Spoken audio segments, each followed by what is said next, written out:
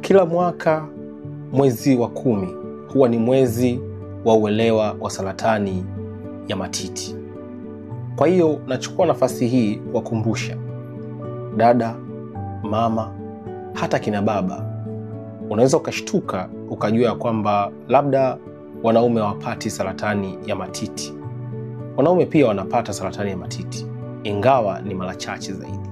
Lakini ninachotaka kusema hapa, kama kuna kitu chochote cha kuuliza, unaona kabisa hakiko sawa katika matiti au katika maziwa, lugha ambayo tumezoea kuizungumza, fika hospitali mapema haraka iwezekanavyo. Uliza wataalamu wa afya kwamba hiki ni nini, nao pia watakuelewesha.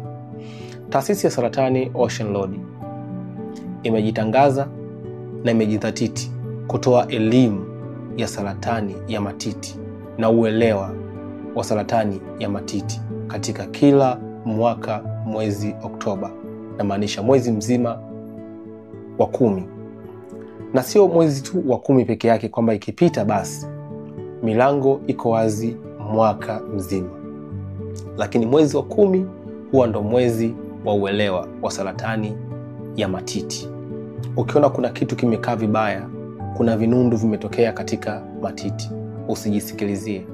Ukiona kuna hali ambayo haufahamu, labda maziwa yanatoa majimaji ambayo huelewi, ukiona hali yoyote ile ambayo sio ya kawaida katika matiti, na dhani wanawake huwa wanafahamu miili yao, huwa wanafahamu matiti yao.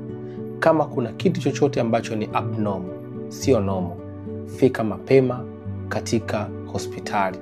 Wataalamu watakwambia aidha ni hali ya kawaida au sio ya kawaida. Mwezi Oktoba ni mwezi wa uelewa wa saratani ya matiti. Usikae ukavumilia ikiwa matiti yako hayako sawa. Njoo tukuelimishe. Milango iko wazi. Karibu hospitali.